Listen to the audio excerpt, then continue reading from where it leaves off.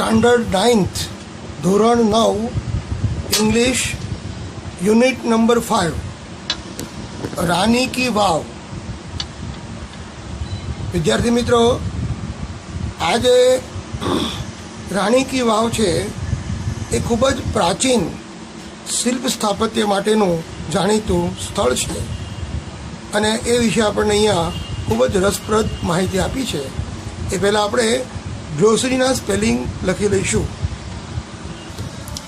ગ્લોસરીમાં heritage એટલે વારસો, એના ઇંગ્લિશમાં કહેવાય things such as work of art passed on the from earlier generation. આગળના પેઢીનું કળાનું કાર્ય, આપણે એને વારસો કહીશું, સાંસ્કૃતિક વારસો. આર્કિટેક્ચર, આર્કિટેક્ચરનો ગુજરાતી અર્થ થશે શિલ્પ સ્થાપક, શિલ્પ સ્થાપક કરનાર. Architectural art and science of designing building એટલે મકાન અથવા ઇમારતની ડિઝાઇન બનાવવાનું કળા અને વિજ્ઞાન. સિલ્ટ, સિલ્ટ એટલે કાપ. સેન્ડ રેતી, મડ એટલે માટી, કાદવ, etcetera that is carried by flowing water. જે પાણી વહેતું હોય એને લઈ જવા માટે એની જોડે આવતો કાપ. એમાં શું હોય છે? રેતી, માટી અને અન્ય વસ્તુઓ હોય છે. માસ્ટરપીસ એટલે ખૂબ જ શ્રેષ્ઠ ઉત્તમ પ્રકારનું કાર્ય. Task done with a great skill, task done with a great skill, ખૂબ જ કૌશલ્યથી કરેલું કાર્ય. ઇમન્સ એક્સ્ટ્રીમલી અત્યંત વધુ, ઇમન્સ એટલે અત્યંત વધુ. Larger, large. ઇમન્સ એટલે એક્સ્ટ્રીમલી લાર્જ. એ પછી આર્ચિયોલોજી, આર્ચિયોલોજી એટલે પુરાતત્વીય. જે પહેલાંના રાજા રજવાડા જે હતા એ લોકો, અથવા તો જે મુસ્લિમ સામ્રાજ્યમાં જે મુસ્લિમ શાસકોએ જે બનાવેલું હતું એ પૌરાણિક જે ઇમારતો હોય એને શું કહેવાય? આર્ચિયોલોજી, પુરાતત્વીય. એક્સેપ્શનલ, એક્સેપ્શનલ એટલે અપવાદ. વેરી અનયુઝ્યુઅલ, ખૂબ જ વિશિષ્ટ પ્રકારનો. સ્કલ્પચર, સ્કલ્પચરનો અર્થ થાય શિલ્પ. Art of carving wood or stones. પથ્થર કે લાકડા ઉપર કોતરકામ, એને સ્કલ્પચર કહેવાય. પથ્થર ઉપર અથવા લાકડા ઉપર કરવામાં આવતું કોતરકામ. પ્રિઝર્વ, પ્રિઝર્વનો અર્થ થાય સાચવવું, keep safely. Utilising, making use of.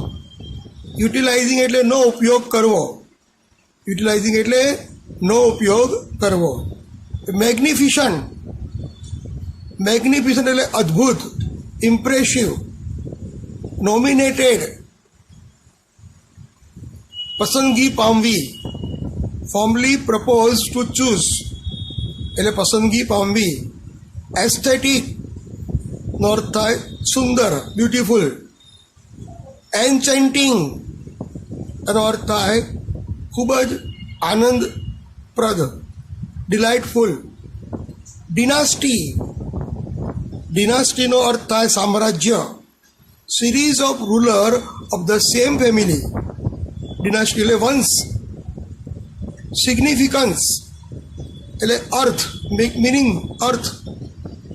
Recognition એટલે પરિચય, ઓળખાણ. Acceptance, approval. રેકગ્નિશન એટલે એક પ્રકારની પ્રખ્યાતિ, કીર્તિ. સ્ટોરી એટલે ઇમારતોની જે મંજિલ હોય એની સ્ટોરી કહેવાય, એટલે કે માળ. ઇમારતના જે માળ હોય, પહેલો માળ, બીજો માળ, ત્રીજો માળ, એ રીતની સ્ટોરી એટલે માળ. સ્કેરસિટી એટલે શોર્ટેજ, અછત. ઓર્નામેન્ટેડ એટલે ડેકોરેટેડ, શણગારેલું. કોમ્પ્લીશન એટલે કે પૂર્ણ કરવું, ગેટ કમ્પ્લીટ. વેનિશિંગ, વેનિશિંગ એટલે લુપ્ત થઈ જવું. ડિસઅપિયરન્સ, લુપ્ત થઈ જવું. તો આ સ્પેલિંગો તમારે 5-5 વાર લખી અને યાદ કરવાના હોય તો જ તમને આ પાઠની અંદર અને તમારું ઇંગ્લિશ સ્ટ્રોંગ થશે. હવે શરૂ કરીએ છીએ પાઠ. યુનિટ નંબર 5 અને એની અંદર આપણે પાઠ શરૂ કરીએ. રાની કી વાવ. વાવ એ આપણે ગુજરાતીમાં જે પાતાળ કૂવો કહેવાય, જેમાં પાણી રહે, the step well is an approved site of the World heritage. વારસાગત જે વારસો છે, સાંસ્કૃતિક વારસો છે, એની અંદર એપ્રુવલ સાઇટ, સ્વસ્વીકૃત એ ઇમારત છે. It was declared by the World Heritage Committee, UNESCO. UNESCO જે વિશ્વ હેરિટેજ એટલે વારસાગત જે સમિતિ છે એ દ્વારા તેને એ ઇમારતને જાહેર કરવામાં આવી છે, એને હેરિટેજ તરીકે જાહેર કરવામાં આવે છે.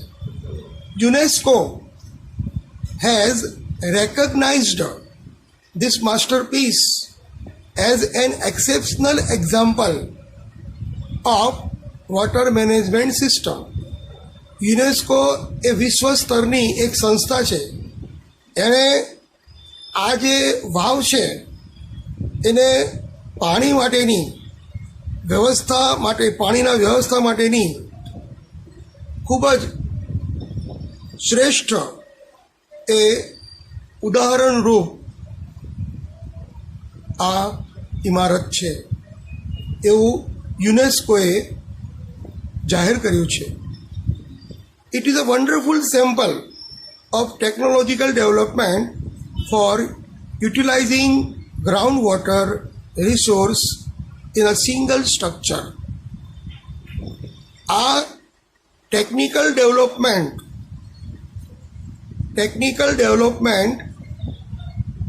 એટલે કે વિકાસથી, ટેકનિકલ વિકાસથી એનો ઉપયોગ દર્શાવતું જમીનને, પાણીને સિંગલ સ્ટ્રક્ચર એટલે કે એક માળમાં પૂરું કરતું, બતાવતું, ઉપયોગ કરતું એ શ્રેષ્ઠ ઉદાહરણ છે. આ વાવ છે એમાં પાણી, જે જમીન ઉપરનું જે પાણી હોય એ પાણીને જ્યાં જરૂર હોય ત્યાં લઈ જવામાં આવે અને એ માટેની આ એક વ્યવસ્થા જેને વાવ કહેવાય છે. Rani ki Vav has a great appeal to every observer. Observer એટલે અવલોકનકાર. રાણી કી વાવ જે છે એ અવલોકનકાર માટે ખૂબ જ જબરજસ્ત એ રસપ્રદ માહિતી છે. અપીલ એટલે એના પર રસ રાખવો. અવલોકન કરનાર દરેકના મનમાં રાણી કી વાવ જોઈ અને અદ્ભુત ઇમારતનો ખ્યાલ આવે છે. Queen Udayamati, the widow of king Bhimdev first. Widow એટલે વિધવા. રાજા ભીમદેવ પહેલો એની વિધવા પત્ની રાણી ઉદયમતી કન્સ્ટ્રક્ટેડ ધીસ વાવ. આ વાવ એણે બાંધી હતી બિટવીન 1022 એન્ડ 1063. 1022 અને 1063 ઈસવીસન પૂર્વે 1022 અને 1063ની વચ્ચે આ વાવને રાણી ઉદયમતીએ જે ભીમદેવ પહેલાંની પત્ની વિધવા પત્ની હતી એણે વાવ બનાવેલી. Rani ki Vav has become one of the most popular place to visit in Gujarat. ગુજરાતની મુલાકાતે આવનાર વ્યક્તિ માટે રાણી કી વાવ એ ખૂબ જ પ્રસિદ્ધ એવું જોવા માટેનું સ્થળ બની ગયું છે. કિંગ ભીમદેવ ફર્સ્ટ, ભીમદેવ પહેલો, belonged to the Solanki dynasty of Anhilwad Patan. Anhilwad પાટણના સોલંકી વંશના રાજા ભીમદેવ પહેલા એ સોલંકી વંશના હતા. આફ્ટર હિઝ ડેથ, એમના મૃત્યુ પછી Udayamati took up the project for solving the problem of water scarcity faced by the people of Patan. પાટણના લોકો માટે જે પાણીની અછતની જે સમસ્યા છે એ ઉકેલવા માટે ઉદયમતીએ એ ભીમદેવ પહેલાંના મૃત્યુ પછી આ પ્રોજેક્ટ હાથમાં ધર્યો.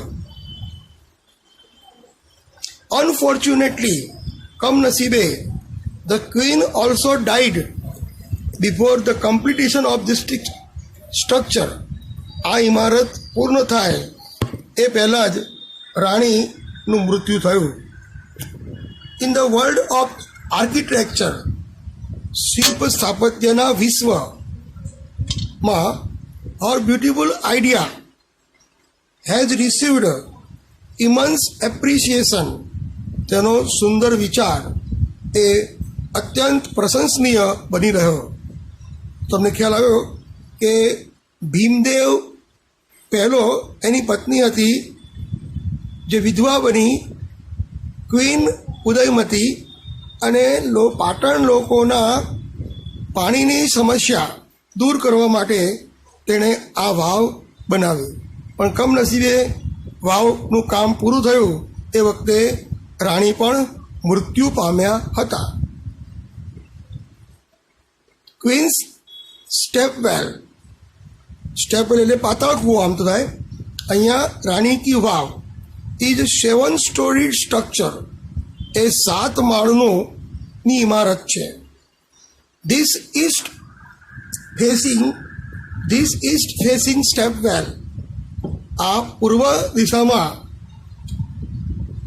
દિશાની ઇમારત 64 મીટર લોંગ, 64 મીટર લાંબી, 20 મીટર વાઇડ, 20 મીટર પહોળી, એન્ડ 27 મીટર ડીપ, અને 27 મીટર ઊંડી છે.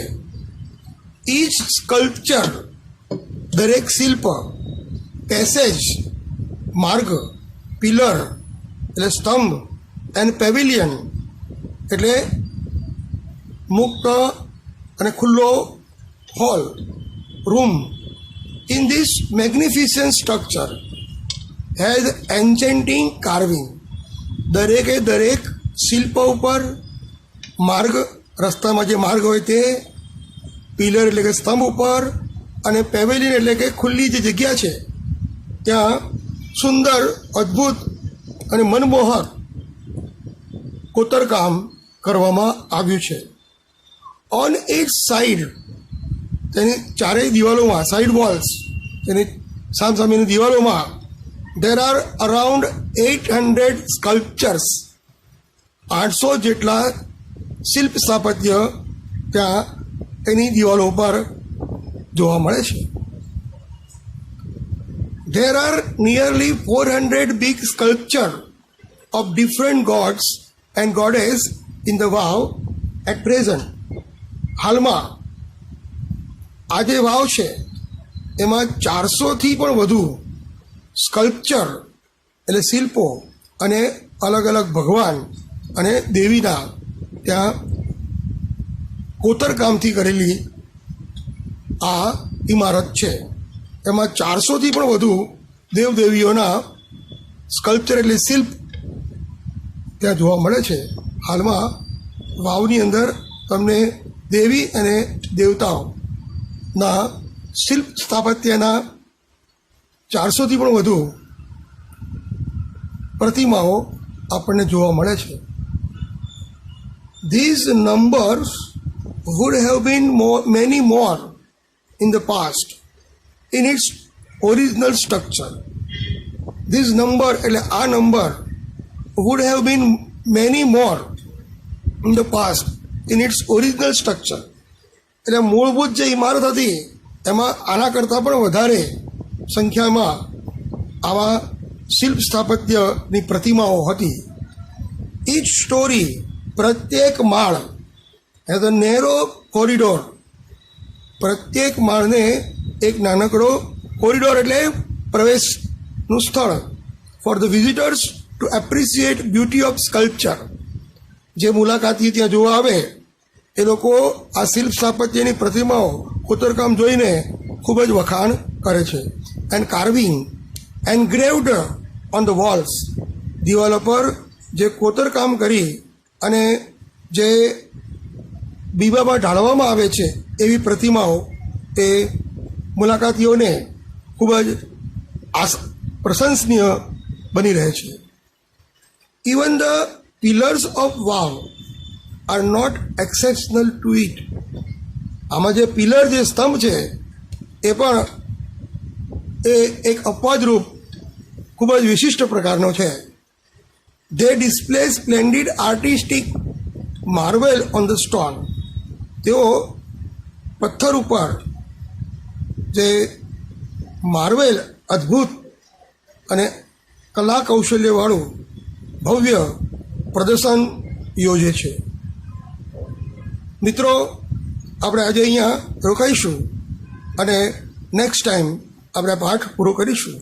તમે આ પાઠના સ્પેલિંગો લખી તૈયાર કરો અને પાઠને ફરી વાંચજો. Okay, see you again and the next lecture. See you again. Bye by.